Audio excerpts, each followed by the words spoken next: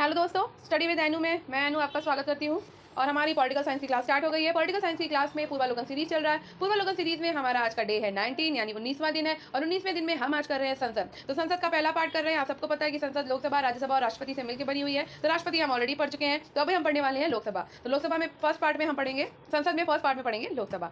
तो I hope आपने back के पुराने वीडियोस देख लिए होंगे, क्योंकि मैं पूर्वावलोकन सीरीज टॉपिक वाइज करा रही हूँ। अब शायद मैं कोई टॉपिक छोटा होगा तो मैं 2 टॉपिक एक साथ कराऊंगी, ताकि हमारा जल्दी फटाफट कंप्लीट हो जाए।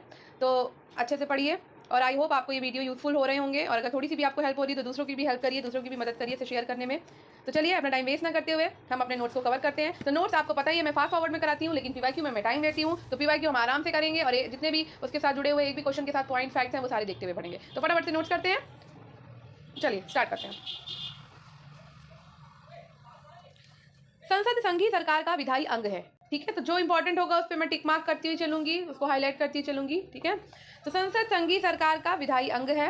केंद्र स्तर पर विधि निर्माण का कार्य संसद के द्वारा किया जाता है, यानी सारा केंद्र स्तर पर जितना भी कानून बनाने का काम है वो संसद करती है। संविधान के भाग 5 के अध्याय 2 के अंतर्गत अनुच्छेद 79 से 122 यानी 79 से 122 में संसद में संबंधित प्रावधान किए गए हैं। अनुच्छेद 79 के अनुसार संघ के लिए एक संसद होगी। तो संसद किस में है? 79 में है, जो राष्ट्रपति और 2 सदनों से मिलकर बनेगी, जिनके नाम राज्यसभा और लोकसभा होंगे, ठीक है। नेक्स्ट, अनुच्छेद 81 के अनुसार लोकसभा राज्यों से 530 से अनधिक और संघ राज्य क्षेत्रों से 20 से अनधिक प्रतिनिधि सदस्यों से मिलकर बनेगी। यदि राष्ट्रपति की राय में लोकसभा में आंग्ल भारतीय समुदाय का प्रतिनिधित्व पर्याप्त नहीं हो तो अनुच्छेद 331 के तहत उसके द्वारा लोकसभा में उस समुदाय से 2 सदस्य मनोनीत करने की व्यवस्था थी। तो भाई व्यवस्था थी, ठीक है। तो अब ये व्यवस्था समाप्त कर दी गई है। पहले ये व्यवस्था थी कि राष्ट्रपति जो है वो आंग्ल समुदाय से 2 सदस्य जो है वो मनोनीत करते थे लोकसभा में, और राज्यसभा में 12 करते थे। तो राज्यसभा वाला अभी भी है, लेकिन लोकसभा वाला समाप्त कर दिया गया है। इस संबंध में संविधान 104वां संशोधन अधिनियम 2019 के द्वारा आंग्ल भारतीय समुदाय के प्रतिनिधि से संबंधित व्यवस्था को अनुच्छेद 334 के तहत निर्धारित तिथि संविधान के प्रारंभ से 70 वर्ष अर्थात 25 जनवरी 2020 से आगे नहीं बढ़ाया गया। इस प्रकार आंग्ल भारतीय समुदाय से लोकसभा में 2 सदस्यों के नामन की व्यवस्था अब निज प्रभावी हो गई है। तो आप समझ गए, 2020 के बाद अब ये काम नहीं होता है। लोकसभा में राज्यों को जनसंख्या के आधार पर सीटें आवंटित होती हैं, ठीक है। लोकसभा में राज्यवार सीटों का आवंटन 1971 की जनगणना पर आधारित है, जबकि प्रत्येक राज्य का प्रादेशिक निर्वाचन क्षेत्रों में विभाजन 2001 की जनगणना, जो कि 27वें संविधान संशोधन अधिनियम 2003 पर आधारित है। 84वां संविधान संशोधन अधिनियम 2001 के अनुसार ये निर्धारण 2026 के पश्चात की पहली जनगणना के सुसंगत आंकड़े प्रकाशित होने तक यथावत रहेगा। अनुच्छेद 83(2) के अनुसार लोकसभा की अवधि प्रथम अधिवेशन के लिए नियत तारीख से 5 वर्ष तक होगी। तो जो लोकसभा है वो 5 वर्ष तक गठित होती है। हालांकि राष्ट्रपति को 5 वर्ष से पूर्व किसी भी समय लोकसभा को विघटित करने का अधिकार होता है, ठीक है। आपात की उद्घोषणा प्रवर्तन होने पर संसदीय विधि द्वारा संसद की अवधि एक बार में 1 वर्ष तक बढ़ाई जा सकती है। आपात की उद्घोषणा के प्रवर्तन में न रह जाने के पश्चात उसका विस्तार किसी भी दशा में 6 माह की अवधि से अधिक नहीं होगा। लोकसभा सदस्य बनने के लिए व्यक्ति की आयु कम से कम 25 वर्ष होनी चाहिए। लोकसभा का स्थगन अध्यक्ष करता है, जबकि सत्रावसान और विघटन कौन करता है? राष्ट्रपति करते हैं, ठीक है। अनुच्छेद 93 के अनुसार लोकसभा के सभी सदस्यों द्वारा अध्यक्ष और उपाध्यक्ष का चुनाव लोकसभा के सदस्यों में से ही किया जाता है। अनुच्छेद 49 ख के अनुसार लोकसभा का 94 ख यानी 94 ख के अनुसार लोकसभा का अध्यक्ष अपना त्यागपत्र उपाध्यक्ष को और उपाध्यक्ष अपना त्यागपत्र किसको देता है? अध्यक्ष को देता है, ठीक है। ये सारे पॉइंट इंपॉर्टेंट है। लोकसभा के अध्यक्ष को लोकसभा के सभी सदस्यों के बहुमत से पारित संकल्प के द्वारा हटाया जा सकता है। अनुच्छेद 94 ग में ये वर्णित है, ठीक है। अनुच्छेद 96 के तहत जब अध्यक्ष या उपाध्यक्ष को पद से हटाने का कोई संकल्प विचाराधीन हो तब वे सदन में उपस्थित रहते हुए भी पीठासीन नहीं होंगे तथा अध्यक्ष अपने पद से हटाए जाने के संकल्प पर प्रथमतः मत देने का तो हकदार होगा, किंतु मत बराबर होने की स्थिति में निर्णायक मत नहीं दे सकेगा। लोकसभा अध्यक्ष अन्य विषयों पर प्रथमतः मत नहीं देते तथा वे अपने निर्णायक मत का प्रयोग केवल तब करते हैं जब किसी विषय के संदर्भ में हुए मतदान में सत्ता पक्ष और विपक्ष दोनों के वोट बराबर अर्थात की टाई हो जाते हैं, ठीक है। ये वर्णित है किसमें? अनुच्छेद 101 में। लोकसभा सचिवालय प्रत्यक्ष रूप से लोकसभा अध्यक्ष के अंतर्गत आता है। प्रोटेम स्पीकर आम चुनाव के बाद नवनिर्वाचित लोकसभा सदस्यों को शपथ दिलाते हैं। नवनिर्वाचित सदन में लोकसभा अध्यक्ष के चुनाव से पहले लोकसभा के सामान्यतः सबसे वरिष्ठ सदस्य को प्रोटेम स्पीकर के रूप में चुना जाता है। ठीक है। अनुच्छेद 85(1) के अनुसार लोकसभा के सत्र को अंतिम बैठक और आगामी सत्र की पृथक बैठक के बीच 6 माह से अधिक का अंतर नहीं होगा। इस प्रकार लोकसभा के कम से कम वर्ष में 2 बार सत्र बुलाए जाने आवश्यक है। अनुच्छेद 103 के अनुसार लोकसभा या राज्यसभा का कोरम गणपूर्ति कुल सदस्य संख्या का 1/10 भाग होता है। मुख्य विपक्षी दल की मान्यता हेतु भी यही सदस्य संख्या आवश्यक है।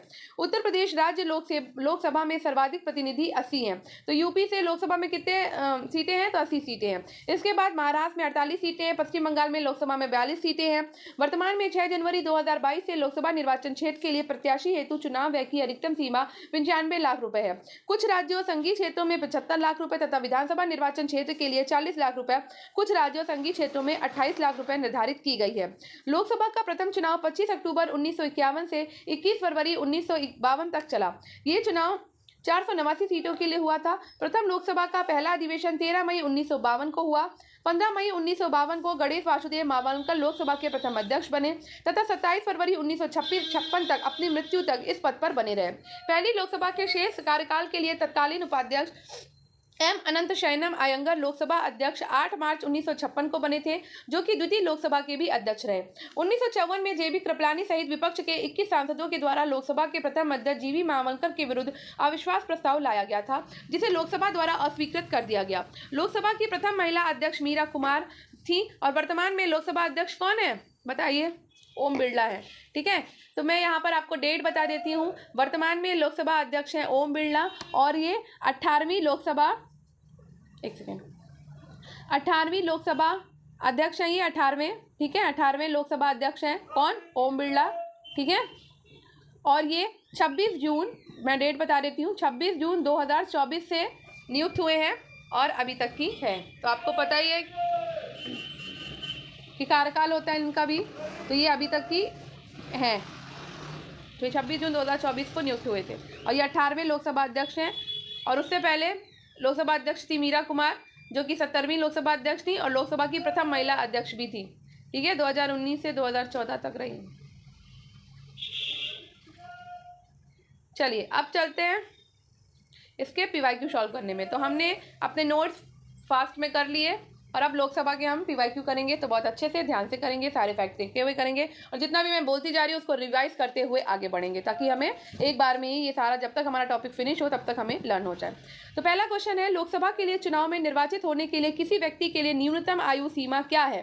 तो सबको पता है कि न्यूनतम आयु सीमा कितनी होनी चाहिए? 25 वर्ष। संविधान के अनुच्छेद 84, मैं बता देती हूँ आपको, 84 ख, ठीक है, 84 ख के अनुसार लोकसभा में निर्वाचित होने के लिए न्यूनतम आयु सीमा 25 वर्ष है और राज्यसभा में निर्वाचित होने के लिए न्यूनतम आयु सीमा कितनी है? 30 वर्ष। ठीक है, 5 वर्ष ज्यादा। ठीक, नेक्स्ट, संसद सदस्य बनने हेतु न्यूनतम उम्र क्या है? तो अभी हमने देखा न्यूनतम उम्र कितनी है? 25 वर्ष है और ये किस में दिया हुआ है? तो ये अनुच्छेद 84 ख में दिया हुआ है। ठीक है, नेक्स्ट, लोकसभा का सदस्य चुने जाने के लिए एक व्यक्ति को किस आयु से कम का नहीं होना चाहिए? तो अभी हमने देखा 25 वर्ष से कम का नहीं होना चाहिए और ये बात लिखी है 84 ख अनुच्छेद में। ठीक है, नेक्स्ट, बार बार पढ़ेंगे ताकि याद हो जाए। लोकसभा के लिए निर्वाचन के बारे में निम्नलिखित में से कौन सा कथन सही नहीं है? तो चलिए देखते हैं।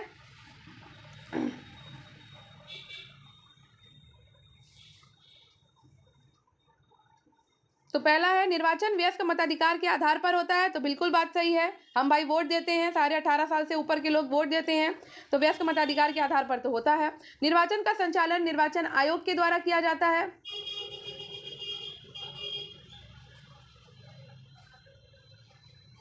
ठीक है, तो ये भी सही है। निर्वाचनों के लिए मतदाताओं की सूची को राष्ट्रपति के निर्देशन और नियंत्रण में तैयार किया जाता है। तो भाई ये गलत है। ठीक है, भारत में मतदाता सूची का निर्माण केंद्रीय निर्वाचन आयोग, ठीक है, किसके द्वारा? मैं बता देती हूँ, केंद्रीय निर्वाचन आयोग। ठीक है, तो भारत में मतदाता सूची का निर्माण केंद्रीय निर्वाचन आयोग के निर्देशन और नियंत्रण में किया जाता है और ये बात किस अनुच्छेद में दी गई है? तो ये बात दी हुई है 324(1) में। ठीक है, तो यहाँ पे आपका तीसरा वाला ऑप्शन रॉन्ग हो जाएगा। ठीक, अब चौथा भी पढ़ लेते हैं भाई, क्या लिखा हुआ है? निर्वाचन आयोग के अनुरोध पर राष्ट्रपति निर्वाचन आयोग को उसके कार्यों के निर्वहन के लिए आवश्यक कर्मचारी वृंद उपलब्ध कराते हैं। तो ये भी सही है, तो आपका सी नंबर आपका रॉन्ग है। ठीक है, भारत में संसद और प्रत्येक राज्य के विधानमंडल के लिए कराए जाने वाले सभी निर्वाचनों तथा राष्ट्रपति और उपराष्ट्रपति के पदों के लिए मतदाता सूची निर्वाचक नामावली को तैयार करने का काम केंद्रीय निर्वाचन आयोग के निर्देशन और नियंत्रण में किया जाता है, और ये बात दी है 324(1) में। तो मैंने आपको यही अभी बताया था, ठीक है। अब नेक्स्ट क्वेश्चन पे चलते हैं। लोकसभा के निर्वाचन के लिए नामांकन पत्र, तो चलो पढ़ते हैं भाई क्या क्या इसमें दिया हुआ है। भारत में निवास करने वाले किसी भी व्यक्ति के द्वारा दाखिल किया जा सकता है।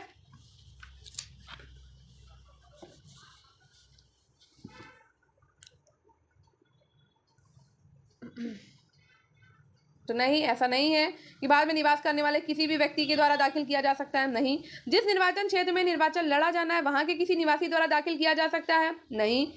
नेक्स्ट, भारत के किसी नागरिक के द्वारा जिसका नाम किसी निर्वाचन क्षेत्र की मतदाता सूची में है दाखिल किया जा सकता है, बिल्कुल सही, ठीक है। भारत के किसी भी नागरिक के द्वारा दाखिल किया जा सकता है, ये भी गलत है, ठीक है। तो जनप्रतिनिधि अधिनियम मैं आपको बता देती हूँ। जनप्रतिनिधित्व अधिनियम 1951 के अनुसार लोकसभा सदस्य के निर्वाचन के लिए नामांकन पत्र दाखिल करने के लिए किसी नागरिक को राज्य या संघ राज्य क्षेत्र के उस निर्वाचन क्षेत्र का पंजीकृत मतदाता होना चाहिए, अर्थात उस क्षेत्र की मतदाता सूची में उसका नाम दर्ज होना चाहिए, ठीक है। 2003 में सरकार के द्वारा राज्यसभा के निर्वाचन के लिए ऐसी बाध्यता को समाप्त कर दिया गया। तो राज्यसभा के लिए भाई ये बाध्यता समाप्त कर दी गई है, ठीक है।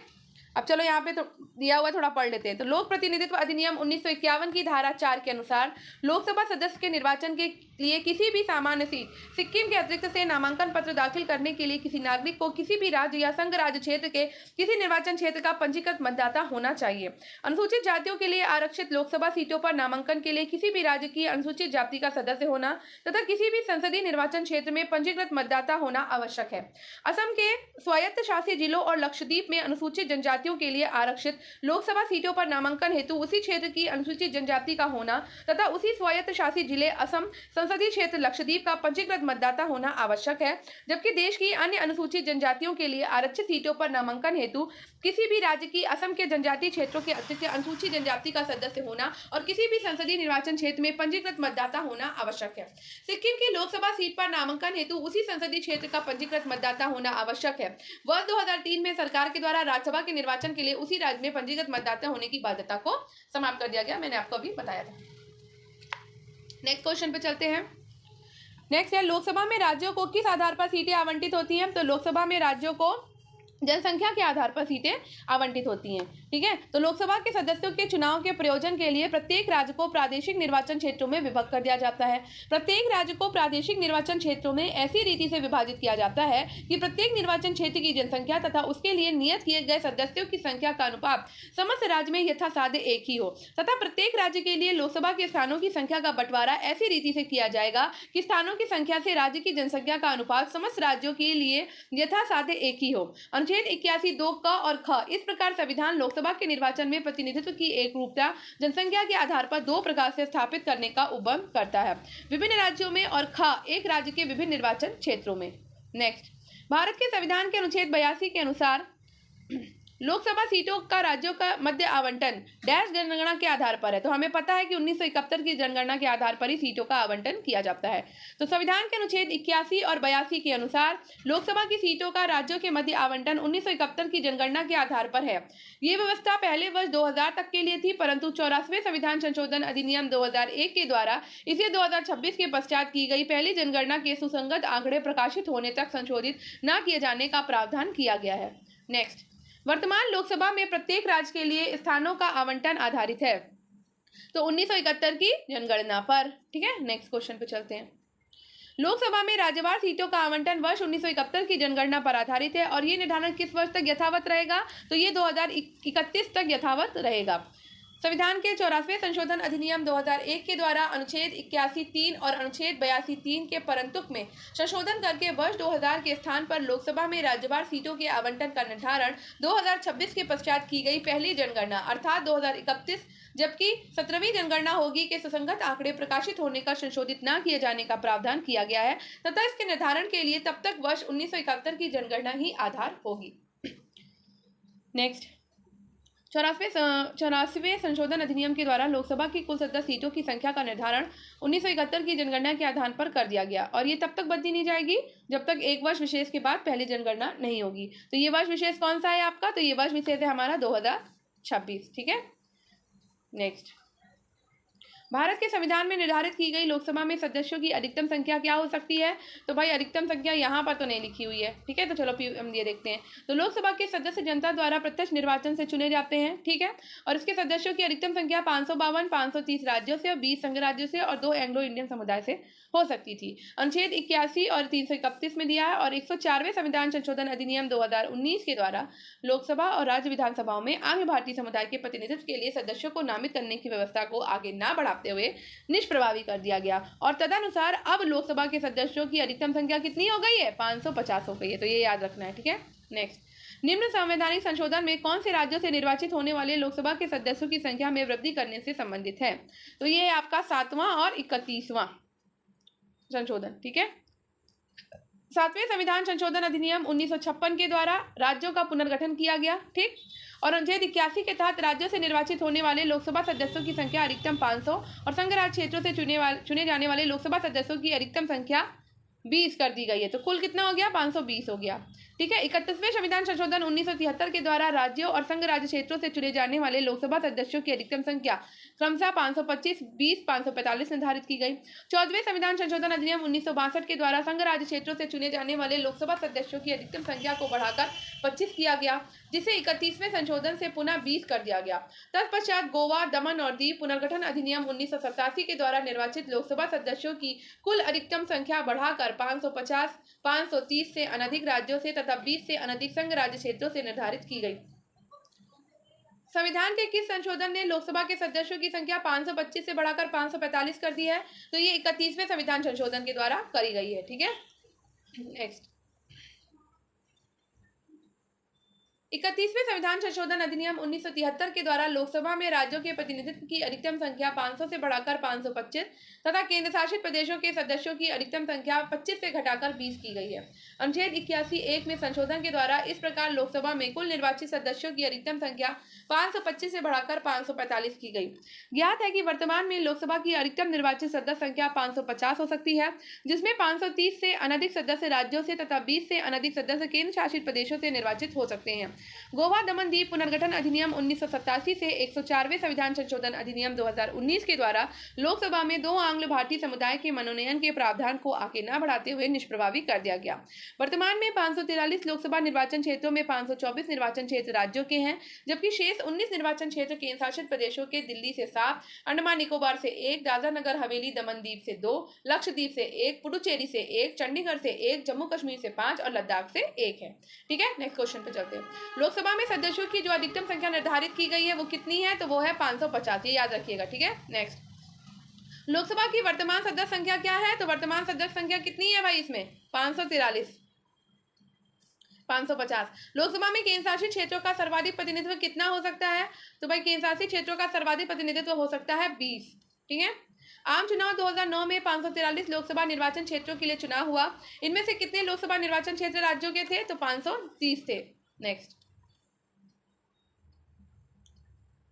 लोकसभा में केंद्र शासित राज्यों के लिए कितनी सीटें यानी कि स्थान आरक्षित है? तो भाई 20 सीटें जो है केंद्र शासित के लिए आरक्षित करी गई हैं, ठीक। नेक्स्ट, भारतीय संविधान के किस अनुच्छेद के अंतर्गत लोकसभा में अनुसूचित जातियों के आरक्षण का प्रावधान किया गया है? तो अनुसूचित जातियों के आरक्षण का प्रावधान किसमें है? तो हमने देखा था कि अनुच्छेद 330 में। किसमें है? अनुच्छेद 330 में, ठीक। नेक्स्ट, निम्नलिखित राज्यों में अनुसूचित जनजातियों के लिए लोकसभा में स्थान आरक्षित नहीं है। तो केरल और तमिलनाडु में अनुसूचित जनजातियों के लिए स्थान आरक्षित नहीं है, ठीक। नेक्स्ट, किस राज्य की लोकसभा में अनुसूचित जाति तथा अनुसूचित जनजाति के लिए आरक्षण नहीं है? तो अभी हमने देखा था अरुणाचल प्रदेश के लिए भी नहीं है, जम्मू कश्मीर के लिए भी नहीं है, ठीक है। लोकसभा में अनुसूचित जाति के लिए आरक्षित स्थानों की संख्या कितनी है? तो 84 है। नेक्स्ट, यदि किसी राज्य के लिए लोकसभा के स्थानों की आवंटित संख्या 42 हो तो उस राज्य के लिए अनुसूचित जातियों हेतु आरक्षित स्थानों की संख्या क्या होगी? तो बताइए क्या होगी? तो संख्या होगी आपकी, देखिए यहाँ पे स्टार लगा हुआ है, इसमें हमें डिस्क्रिप्शन पढ़ना है। तो अनुच्छेद 330(2) के अधीन किसी राज्य या संघराज्य क्षेत्र में अनुसूचित जातियों या अनुसूचित जनजातियों के लिए आरक्षित स्थानों की संख्या का अनुपात लोकसभा में उस राज्य या संघ राज्य क्षेत्र को आवंटित स्थानों की कुल संख्या से वही होगा जो उस राज्य या संघ राज्य क्षेत्र की अनुसूचित जातियों की अथवा उस राज्य या संघ राज्य क्षेत्र की या उस राज्य या संघ राज्य क्षेत्र के भाग की अनुसूचित जनजातियों की उनके संबंध में स्थान इस प्रकार आरक्षित है। जनसंख्या का अनुपात उस राज्य या संघ राज्य क्षेत्र की कुल जनसंख्या से है। 1996 में पश्चिम बंगाल एवं तत्कालीन आंध्र प्रदेश में लोकसभा सदस्यों की संख्या 42 थी, जिसमें अनुसूचित जातियों के लिए आरक्षित सीटें क्रमशः 8 एवं 6 थी। 2008 के परिसीमन के बाद इन दोनों राज्यों में अनुसूचित जातियों के लिए आरक्षित स्थान क्रमशः 10 और 7 थे। वर्तमान में तेलंगाना राज्य के गठन के बाद आंध्र प्रदेश और तेलंगाना में अनुसूचित जातियों के लिए आरक्षित स्थान क्रमशः 4 और 3 है।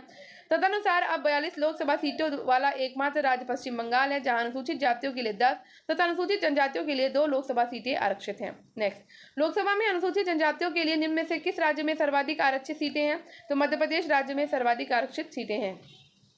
निम्नलिखित में से कौन सा राज्य लोकसभा में अनुसूचित जनजातियों के सर्वाधिक प्रतिनिधि निर्वाचित करता है? तो मध्य प्रदेश सर्वाधिक प्रतिनिधि निर्वाचित करता है। नेक्स्ट, लोकसभा में आंग्ल भारतीय समुदाय से सदस्य मनोनीत करने की शक्ति किसके पास है? तो भाई ये शक्ति थी किसके पास? राष्ट्रपति के पास। और अभी क्या हो गया है? तो अभी तो भाई ये शक्ति जो है वो समाप्त हो गई है। तो अनुच्छेद 331, ठीक है, के अनुसार यदि राष्ट्रपति की राय में लोकसभा में आंग्ल भारतीय समुदाय का प्रतिनिधित्व पर्याप्त नहीं है तो वो समुदाय के अधिकतम 2 सदस्यों को लोकसभा में नामित कर सकता है। ठीक है, नेक्स्ट, राष्ट्रपति आंग्ल भारतीय समुदाय से कितने सदस्यों को नामित कर सकता है? यदि वो इस राय का है कि लोकसभा में इस समुदाय का पर्याप्त प्रतिनिधित्व नहीं है तो भाई 2 को वो नामित कर सकता है। ठीक है, लेकिन अब ये समाप्त हो गया है। भारत का राष्ट्रपति लोकसभा में 2 सदस्यों को किसका प्रतिनिधित्व करने के लिए मनोनीत कर सकता है? तो आंग्ल भारतीय समुदाय का। नेक्स्ट, लोकसभा को कार्यकाल पूरा होने के पहले भंग किया जा सकता है, किसके द्वारा? तो प्रधानमंत्री की सिफारिश पर राष्ट्रपति के द्वारा भंग किया जा सकता है। अनुच्छेद 85(2) ख के अनुसार लोकसभा को कार्यकाल पूरा होने से पहले भंग किया जा सकता है। ऐसा प्रधानमंत्री मंत्रिपरिषद की सिफारिश पर राष्ट्रपति के द्वारा किया जा सकता है। हालांकि यदि मंत्रिपरिषद ने लोकसभा में बहुमत खो दिया है तो ऐसी मंत्रिपरिषद की सलाह पर लोकसभा को समय पूर्व भंग करने की बजाय राष्ट्रपति नई सरकार बना सकने की संभावना के संदर्भ में स्वविवेक का प्रयोग भी कर सकते हैं। नेक्स्ट, लोकसभा को उसके कार्यकाल की समाप्ति के पूर्व ही भंग किया जा सकता है।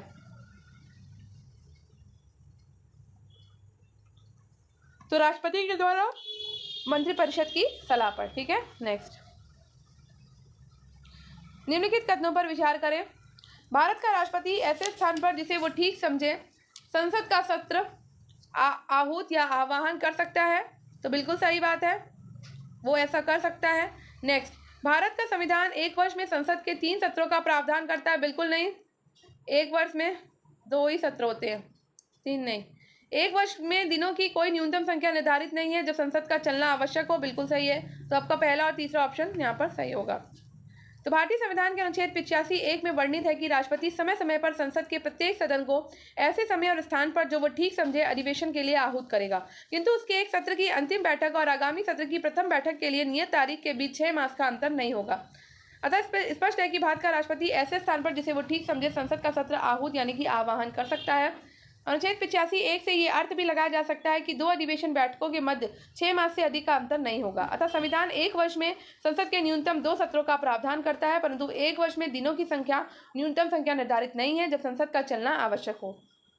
नेक्स्ट क्वेश्चन है लोकसभा की बैठक समाप्त की जा सकती है। तो लोकसभा की बैठक स्थगन के द्वारा भी समाप्त होती है, सत्रावसान के द्वारा भी होती है और विघटन के द्वारा। तो उपयुक्त सभी के द्वारा लोकसभा की बैठक स्थगन, सत्रावसान, विघटन के द्वारा समाप्त की जा सकती है। स्थगन लोकसभा अध्यक्ष करते हैं, ठीक है, जबकि सत्रावसान और विघटन का काम कौन करता है? राष्ट्रपति करते हैं। तो स्थगन अध्यक्ष करते हैं 85(2) क के तहत और सत्रावसान और विघटन करते हैं राष्ट्रपति 85(2) ख के तहत। ठीक है, नेक्स्ट, लोकसभा के सत्र का अवसान करने के लिए प्राधिकृत कौन है? तो अभी हमने देखा कि विघटन और सत्रावसान कौन कर सकता है? राष्ट्रपति कर सकता है। और स्थगन कौन कर सकता है? तो लोकसभा अध्यक्ष कर सकता है। ठीक है, लोकसभा का कार्यकाल किसी भी परिस्थिति में नहीं बढ़ाया जा सकता। तो लोकसभा का कार्यकाल किसी भी परिस्थिति में नहीं बढ़ाया जा सकता। नहीं भाई, बढ़ाया जा सकता है, तो गलत हो गया। एक बार में 6 महीने तक के लिए बढ़ाया जा सकता है? नहीं, ऐसा कुछ भी नहीं है। कितने भी दिनों के लिए बढ़ाया जा सकता है। आपातकाल की घोषणा के दौरान एक बार में 1 वर्ष तक के लिए बढ़ाया जा सकता है, तो ये सही है। ठीक है, आपातकाल की घोषणा के दौरान एक बार में 2 वर्ष तक के लिए बढ़ाया जा सकता है? नहीं, ये भी गलत है आपका।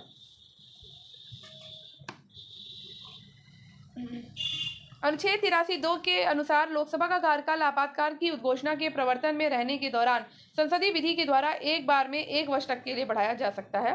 तथापि आपात उद्घोषणा के प्रवर्तन में न रह जाने की स्थिति में उसका विस्तार किसी भी दशा में 6 महीने की अवधि से अधिक नहीं होगा। ठीक है, नेक्स्ट, लोकसभा के कम से कम कितने सत्र बुलाए जाते हैं? तो लोकसभा के कम से कम 2 वर्ष में 2 बार सत्र बुलाए जाते हैं। ठीक है, तो 85(1) के अनुसार लोकसभा के एक सत्र की अंतिम बैठक और आगामी सत्र की प्रथम बैठक के बीच में 6 महीने से अधिक का अंतर नहीं होगा। इस प्रकार लोकसभा के कम से कम वर्ष में 2 बार सत्र बुलाए जाते हैं। लोकसभा का कोरम कुल सदस्य संख्या का कितना होता है? तो 1/10 होता है। ये याद कर लो, ये क्वेश्चन बहुत बार आता है। अनुच्छेद 103 के अनुसार लोकसभा या राज्यसभा का कोरम यानी कि गणपूर्ति कुल सदस्य संख्या का 1/10 भाग होता है।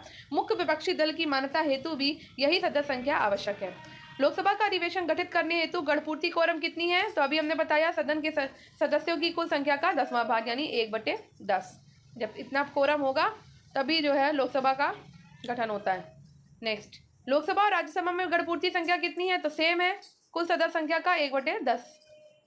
कौन सा राज्य सबसे अधिक प्रतिनिधि लोकसभा में भेजता है? तो सबसे अधिक प्रतिनिधि है यूपी से 80 प्रतिनिधि। ठीक है, नेक्स्ट, भारत में किस राज्य का लोकसभा और राज्यसभा में प्रतिनिधित्व सर्वाधिक है? तो अभी हमने देखा यूपी का है 80 सीटें। ठीक है, नेक्स्ट, जहां तक लोकसभा में प्रतिनिधित्व का प्रश्न है, कौन से राज्य दूसरे और तीसरे पर हैं? तो बिहार और मध्य प्रदेश का विभाजन नहीं हुआ था प्रश्नकाल में, तो उस समय बिहार में लोकसभा सीटों की संख्या 54 और महाराष्ट्र में 48 थी। बिहार और मध्य प्रदेश के विभाजन के बाद लोकसभा सीटों की संख्या में परिवर्तन आया, तो अब यूपी 80 नंबर पे है, महाराष्ट्र 48 नंबर पर और पश्चिम बंगाल है 42 नंबर पर। बिहार में 40 सीटें हैं, तमिलनाडु में 39 हैं और मध्य प्रदेश में 29 सीटें हैं। ठीक है, नेक्स्ट, उत्तर प्रदेश के बाद लोकसभा में सर्वाधिक स्थानों का आवंटन किया गया है, तो महाराष्ट्र में किया गया है। तो यहाँ पर हम सीटें देख लेते हैं। ठीक है, एक बार, तो लोकसभा में सर्वाधिक स्थानों का आवंटन अभी फिलहाल कितना है इसमें क्वेश्चन के अनुसार? महाराष्ट्र में है। ठीक है, तो महाराष्ट्र में कितनी सीटें हैं? हमने देखा था कि महाराष्ट्र में सीटें थी उस समय, तो महाराष्ट्र दूसरे नंबर पर है ना यूपी के बाद, तो कितनी सीटें थी? 48 सीटें। ठीक है, और पश्चिम बंगाल को कितनी सीटें दी गई हैं? तो 42 सीटें दी गई हैं। बिहार को कितनी सीटें दी गई हैं? तो 40 सीटें दी गई हैं। ठीक है, नेक्स्ट, और आंध्र प्रदेश की सीटों की संख्या आपकी 25 है, शायद 25 है।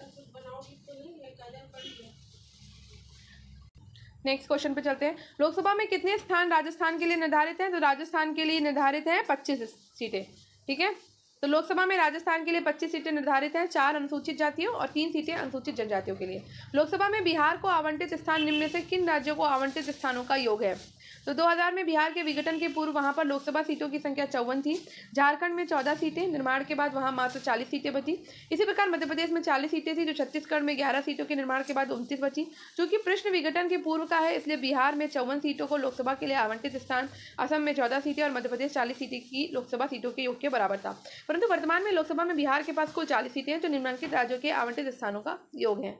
ठीक है, और यूपी की सीटें 80 की आधी 40 बिहार की लोकसभा सीटें हैं। ठीक है, तो निम्नलिखित में से राज्यों के किस समूह को लोकसभा में समान सीटें प्राप्त हैं? तो भाई समान सीटें प्राप्त हैं आपकी, देखो पंजाब में 13 हैं, असम में 14 हैं। तो अब जाते नेक्स्ट क्वेश्चन में, निम्न युग्मों में से कौन सा युग्म सही नहीं है? तो भाई यहाँ पर हमें सीटें बतानी है, तभी हम बता पाएंगे कि कौन सा युग्म सही नहीं है। तो सीटें हमें याद होनी चाहिए। ठीक है, तो मैंने आपको बताया था कि आंध्र प्रदेश में कितनी सीटें हैं? तो आंध्र प्रदेश में आपकी 25 सीटें हैं, 25। असम में कितनी सीटें हैं? तो असम में 14 सीटें हैं। पंजाब में कितनी सीटें हैं? तो पंजाब में आपकी 13 सीटें। और पश्चिम बंगाल में कितनी सीटें प्रोवाइड करी गई हैं? तो 42 सीटें। तो यहाँ पे असम और आंध्र प्रदेश दोनों ही आपका रॉन्ग है। आंध्र प्रदेश में 25 सीटें हैं और असम में आपकी 14 सीटें हैं। नेक्स्ट, लोकसभा में राज्यों के प्रतिनिधित्व को सुमेलित कीजिए। राज्य और प्रतिनिधित्व, तो यहाँ पर भी सीटें बतानी है, तो सीटों का मिलान कर लेते हैं। ठीक है, तो आंध्र प्रदेश में कितनी सीटें हैं? तो आंध्र प्रदेश की सीटों की संख्या है 25। ठीक है, तमिलनाडु की सीटों की संख्या कितनी है? तो तमिलनाडु की सीटों की संख्या है 39। महाराष्ट्र में सीटों की संख्या कितनी है? तो महाराष्ट्र में सीटों की संख्या यूपी के बाद सबसे ज़्यादा है। तो महाराष्ट्र में कितनी सीटें हैं आपकी? तो महाराष्ट्र में है आपकी 48 के आसपास सीटें। ठीक है, 48 सीटें हैं। और यूपी के बाद ही नंबर किसका आता है? महाराष्ट्र का आता है, जो यूपी में 80 है, महाराष्ट्र में 48। ठीक है, और तीसरे नंबर पर आता है आपका पश्चिम बंगाल। पश्चिम बंगाल में कितनी सीटें हैं? 42 सीटें हैं। ठीक, और छत्तीसगढ़ में कितनी सीटें हैं? तो छत्तीसगढ़ में सीटों की संख्या है 11। देखिए हो गया मिलान। आंध्र प्रदेश में 25 सीटें हैं, तमिलनाडु में 39 सीटें हैं, महाराष्ट्र में 48 है, और छत्तीसगढ़ में 11 है और पश्चिम बंगाल में 42 सीटें हैं। नेक्स्ट, निम्नलिखित राज्यों और संघ शासित क्षेत्र के समूह में से किसकी लोकसभा में केवल एक सीट है? तो चंडीगढ़, सिक्किम और मिजोरम में एक एक सीट दी हुई है लोकसभा में। नेक्स्ट, निम्नलिखित में से किस राज्य से लोकसभा के 2 सदस्य निर्वाचित किए जाते हैं? तो त्रिपुरा से जो है वो लोकसभा के 2 सदस्य निर्वाचित किए जाते हैं। निम्नलिखित में से कौन सा एक लोकसभा का सर्वाधिक बड़ा क्षेत्रफल के अनुसार निर्वाचन क्षेत्र है? तो ये बड़ा है आपका कौन सा? लद्दाख। ठीक है, क्षेत्रफल के आधार पर 5 बड़े लोकसभा निर्वाचन क्षेत्र हैं। लद्दाख, बाड़मेर, कच्छ, अरुणाचल पूर्व, अरुणाचल पश्चिम। क्षेत्रफल की दृष्टि से सबसे छोटा लोकसभा निर्वाचन क्षेत्र है आपका चांदनी चौक, दिल्ली का। नेक्स्ट, डिलिमिटेशन के बाद यूपी में निर्वाचकों की संख्या के अनुसार सबसे बड़ा लोकसभा संसदीय क्षेत्र कौन सा है? तो सबसे बड़ा लोकसभा संसदीय क्षेत्र है 2008 में लागू परिसीमन के बाद। वर्तमान में 2019 के लोकसभा चुनाव के आंकड़ों के अनुसार यूपी में निर्वाचकों की संख्या के अनुसार सबसे बड़ा लोकसभा संसदीय क्षेत्र है गाजियाबाद। इसके बाद आपका गौतम बुद्ध नगर आता है और उसके बाद आएगा आपका उन्नाव। वर्तमान में लोकसभा के निर्वाचन क्षेत्र के लिए चुनाव व्यय की अधिकतम सीमा क्या है? तो भाई चुनाव व्यय की अधिकतम सीमा है 40 लाख रुपए थी। ठीक है, तो लोकसभा के निर्वाचन क्षेत्र के लिए प्रत्याशी हेतु चुनाव व्यय की अधिकतम सीमा 40 लाख रुपए थी। वर्तमान में 6 जनवरी 2022 से लोकसभा निर्वाचन क्षेत्र के लिए चुनाव व्यय की अधिकतम सीमा 95 लाख रुपए हो गई। कुछ राज्यों और संघीय क्षेत्रों में 75 लाख रुपए है तथा विधानसभा निर्वाचन क्षेत्र के लिए 40 लाख रुपए और कुछ राज्यों और संघीय क्षेत्रों में 28 लाख रुपए निर्धारित की गई है। लोकसभा चुनाव के मामले में सामान्य वर्ग के उम्मीदवारों तथा अनुसूचित जाति, अनुसूचित जनजाति के उम्मीदवारों के द्वारा जमा की जाने वाली जमानत राशि क्रमशः है। तो भाई जमानत राशि है, अब यहाँ देख लेते हैं। लोक प्रतिनिधि अधिनियम 1951 की धारा 34 के तहत प्रश्नकाल में ये राशि सामान्य वर्ग एवं अनुसूचित जाति, अनुसूचित जनजाति वर्ग के उम्मीदवारों के लिए क्रमशः कितनी है? तो 10,000 है अनुसूचित जाति के लिए, अनुसूचित जनजाति के लिए 5,000 थी। ठीक है, फिर 2010 में अगंभीर प्रत्याशियों की संख्या कम करने हेतु जमानत राशियां बढ़ाई गई जो इस प्रकार है। तो लोकसभा चुनाव में सामान्य वर्ग के लिए जमानत राशि कितनी है? 25,000। अनुसूचित जाति और जनजाति वर्ग के लिए है 12,500। विधानसभा चुनाव में सामान्य वर्ग के लिए 10,000 और अनुसूचित जाति और जनजाति वर्ग के लिए विधानसभा चुनाव में कितनी? 5,000 रुपए। नेक्स्ट, लोकसभा चुनाव का कोई प्रत्याशी अपनी जमानत खो देता है यदि उसे प्राप्त ना हो सके क्या? तो यहाँ में से तो भाई कोई नहीं, अगर उसे 1/6 मत नहीं प्राप्त होंगे तो ही होगा। तो यहाँ डिस्क्रिप्शन देख लेते हैं। लोकसभा चुनाव में यदि कोई प्रत्याशी वैध मतों का 1/6 भाग प्राप्त नहीं कर पाता तब उस उम्मीदवार की जमानत राशि जब्त कर ली जाती है, अर्थात वो अपनी जमानत खो बैठता है। लोकसभा का पहला आम चुनाव कब हुआ था? तो हमें पता है कब हुआ था, 1952 में हुआ था। ठीक है, तो लोकसभा का प्रथम चुनाव 25 अक्टूबर 1951 से 21 फरवरी 1952 तक चला। ये चुनाव कुल 489 सीटों के लिए हुआ था और प्रथम लोकसभा का पहला अधिवेशन 13 मई 1952 को हुआ था। किस लोकसभा का कार्यकाल लगभग 6 वर्ष का था? तो 5वीं लोकसभा का कार्यकाल लगभग 6 वर्ष का था। 5वीं लोकसभा का कार्यकाल 6 वर्ष तक था, जिसने 15 मार्च 1971 से 18 जनवरी 1977 तक काम किया। 9वीं लोकसभा कब भंग की गई? तो 9वीं लोकसभा भंग की गई मार्च 1991 में। 2 दिसंबर 1989 को गठन हुआ था 9वीं लोकसभा का और 13 मार्च 1991 को ये भंग कर दी गई। भारत में 12वीं लोकसभा के लिए निर्वाचन हुए फरवरी 1998 में। तो 12वीं लोकसभा के लिए निर्वाचन फरवरी 1998 में हुए थे। 12वीं लोकसभा का गठन 10 मार्च 1998 को हुआ और इसका विघटन 26 अप्रैल 1999 को हुआ। नेक्स्ट, लोकसभा का नेता कौन है? तो भाई लोकसभा का नेता होता है लोकसभा अध्यक्ष।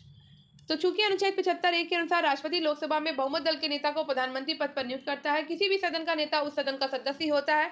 यदि प्रधानमंत्री लोकसभा का सदस्य नहीं होता है तो लोकसभा में सदन का नेता किसी वरिष्ठ मंत्री को बनाया जाता है जो लोकसभा का सदस्य हो। ठीक है, तो यहाँ पर प्रधानमंत्री होंगे। नेक्स्ट, निम्नलिखित कथनों पर विचार करें।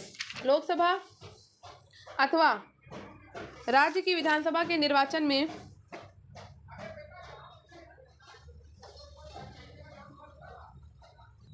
विधानसभा के निर्वाचन में जीतने वाले उम्मीदवार को निर्वाचित घोषित किए जाने के लिए किए गए मतदान का कम से कम 50% मत पाना अनिवार्य है।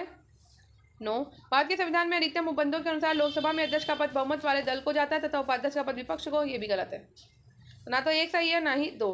तो भारत में लोकसभा अथवा राज्य विधानसभाओं के चुनाव फर्स्ट पास द पोस्ट पद्धति के आधार पर कराए जाते हैं। इसके तहत देश और राज्यों, केंद्र शासित प्रदेशों को अलग अलग चुनाव क्षेत्रों में बांट दिया जाता है। क्षेत्र विशेष के मतदाता एक उम्मीदवार के लिए एक मत देते हैं और सर्वाधिक मत प्राप्त करने वाला उम्मीदवार विजयी घोषित किया जाता है। जीतने वाले उम्मीदवार के लिए 50% मत प्राप्त करना अनिवार्य नहीं है। अतः आपका कथन एक गलत होगा। इसके अलावा भारतीय संविधान के अनुच्छेद 93 के प्रावधान के तहत लोकसभा यथाशीघ्र अपने 2 सदस्यों को अपना अध्यक्ष और उपाध्यक्ष चुनती है। हालांकि ऐसी परंपरा रही है कि अध्यक्ष सत्तारूढ़ पार्टी या गठबंधन का सदस्य तथा उपाध्यक्ष विपक्ष पार्टी का सदस्य होता है, परंतु संविधान में ऐसा कोई उपबंध नहीं है। तो आपका दूसरा विकल्प भी यहाँ पे गलत था। नेक्स्ट, भारत में लोकसभा का स्पीकर अध्यक्ष क्या होता है? तो भाई चयनित किया जाता है ये, ठीक है, चुनाव होता है इनका। नेक्स्ट, तो संविधान के अनुच्छेद 93 में उपबंधित है कि लोकसभा यथाशीघ्र अपने 2 सदस्यों को अध्यक्ष और उपाध्यक्ष चुनेगी, और जब जब अध्यक्ष या उपाध्यक्ष का पद रिक्त होगा तब तक लोकसभा किसी अन्य सदस्य को यथास्थिति अध्यक्ष या उपाध्यक्ष चुनेगी। ये अध्यक्ष एवं उपाध्यक्ष को चुनने का आशय चयनित होने से है। बेयर एक्ट में अंग्रेजी भाषा में चुनने के लिए चूज शब्द दिया गया है, न कि इलेक्ट। लोकसभा के स्पीकर का निर्वाचन होता है लोकसभा के सभी सदस्यों के द्वारा, ठीक है। नेक्स्ट, निम्न में से कौन अपने पद की शपथ नहीं लेता? तो भाई स्पीकर जो है लोकसभा अध्यक्ष, वो अपने पद की शपथ नहीं लेते हैं, ठीक है। लोकसभा अध्यक्ष अपने पद की शपथ नहीं लेता है, वो पहले ही लोकसभा सदस्य यानी कि सांसद के तौर पर पद की शपथ ले चुका होता है, अतः वो स्पीकर के तौर पर शपथ नहीं लेता, जबकि अन्य अपने पद की शपथ ग्रहण करते हैं। तो राष्ट्रपति पद की शपथ लेते हैं, उपराष्ट्रपति भी लेते हैं, प्रधानमंत्री भी लेते हैं, मंत्रिपरिषद के सदस्य भी लेते हैं। निम्नलिखित में से कौन अपने पद की शपथ नहीं लेता? तो भाई स्पीकर नहीं लेता है, राष्ट्रपति लेते हैं, प्रधानमंत्री लेते हैं, उपराष्ट्रपति लेते हैं, सर्वोच्च न्यायालय के न्यायाधीश भी शपथ लेते हैं। लोकसभा का अध्यक्ष अपना त्यागपत्र किसे सौंपता है? तो लोकसभा का अध्यक्ष अपना त्यागपत्र सौंपेगा उपाध्यक्ष को और उपाध्यक्ष अध्यक्ष को। अनुच्छेद 94 ख के अनुसार लोकसभा का अध्यक्ष उपाध्यक्ष को संबोधित अपने हस्ताक्षर सहित लेख द्वारा अपना पद त्याग सकता है। नेक्स्ट, लोकसभा अध्यक्ष अपना त्यागपत्र संबोधित करता है। तो लोकसभा अध्यक्ष अपना त्यागपत्र संबोधित करता है लोकसभा के उपाध्यक्ष को। लोकसभा के अध्यक्ष को कैसे हटाया जा सकता है? तो लोकसभा के अध्यक्ष को हटाया जा सकता है लोकसभा के सभी सदस्यों के बहुमत से पारित संकल्प के द्वारा। नेक्स्ट, लोकसभा अध्यक्ष को उसके कार्यकाल की समाप्ति के पूर्व पद से हटाया जा सकता है यदि लोकसभा के द्वारा इस आशय का प्रस्ताव पारित कर दे। लोकसभा के अध्यक्ष को हटाया जा सकता है लोकसभा के कुल सदस्यों के बहुमत के द्वारा पारित प्रस्ताव से। स्पीकर के पद के विषय में निम्नलिखित कथनों में से कौन सा सही है? वो राष्ट्रपति के पश्चात प्रयत अपना पद धारण करता है। तो भाई ये गलत है, राष्ट्रपति के पश्चात प्रयत पर नहीं है। ये आवश्यक नहीं है कि वो अपने निर्वाचन के समय वो सदन का सदस्य हो, परंतु उसे अपने निर्वाचन के बाद 6 माह के भीतर सदन का सदस्य हो जाना पड़ेगा। तो ये भी आपका सही नहीं है। यदि समान अवधि से पूर्व सदन को भंग कर दिया जाए तो उसे अपना पद छोड़ना होगा, ये भी सही नहीं है। यदि वो त्यागपत्र देना चाहे तो उसे अपना त्यागपत्र उपाध्यक्ष को संबोधित करना होगा, ये सही है आपका, ठीक है। थोड़ा सा गला में प्रॉब्लम हो रही है मुझे। लोकसभा अध्यक्ष के पद के विषय में निम्नलिखित कथनों पर विचार करें।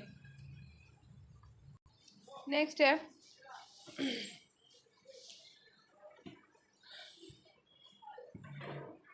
लोकसभा अध्यक्ष के पद के विषय में निम्नलिखित कथनों पर विचार करिए। वो राष्ट्रपति के पश्चात प्रयत पर पद धारण करता है? नहीं, ये आवश्यक नहीं है कि अपने निर्वाचन के समय वो सदन का सदस्य हो, परंतु उसे अपने निर्वाचन के बाद 6 माह के भीतर सदन का सदस्य हो जाना पड़ेगा।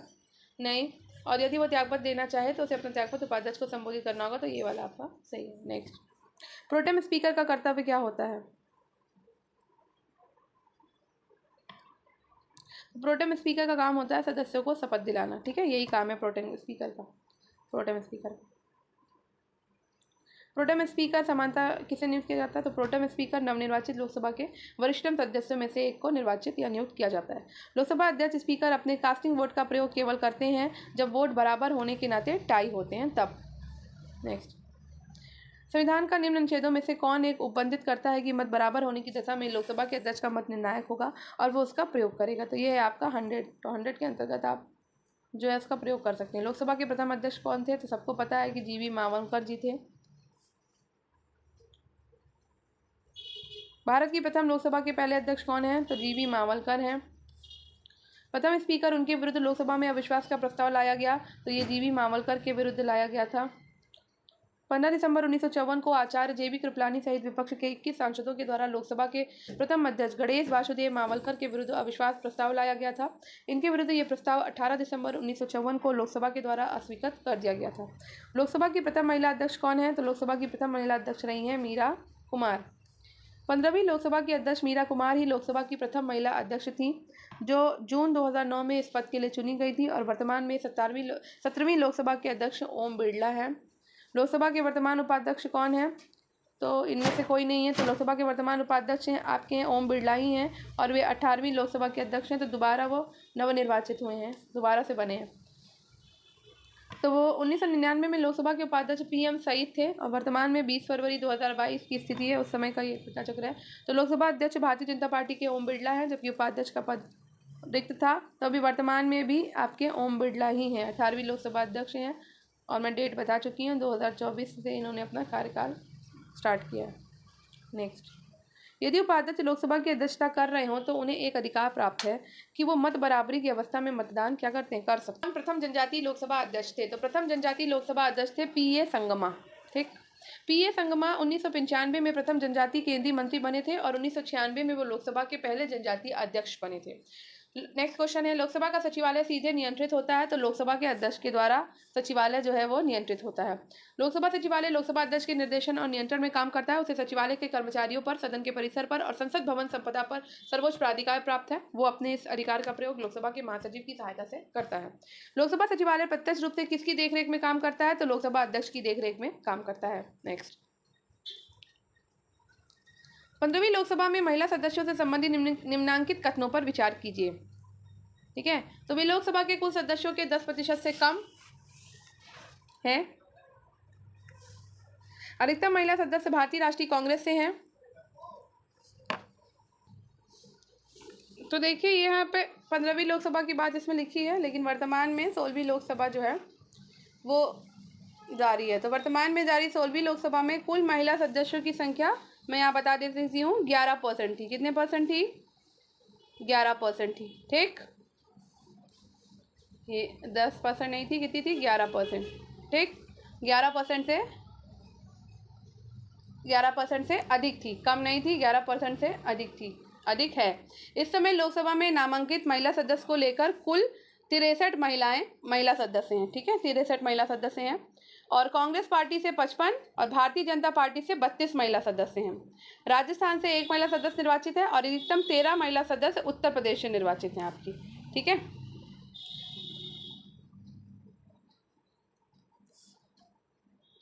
तो अधिकतम तो यहाँ पे उत्तर प्रदेश से 13। ठीक है, तो ये मैंने आपको सब बता दिया इसका। चलिए,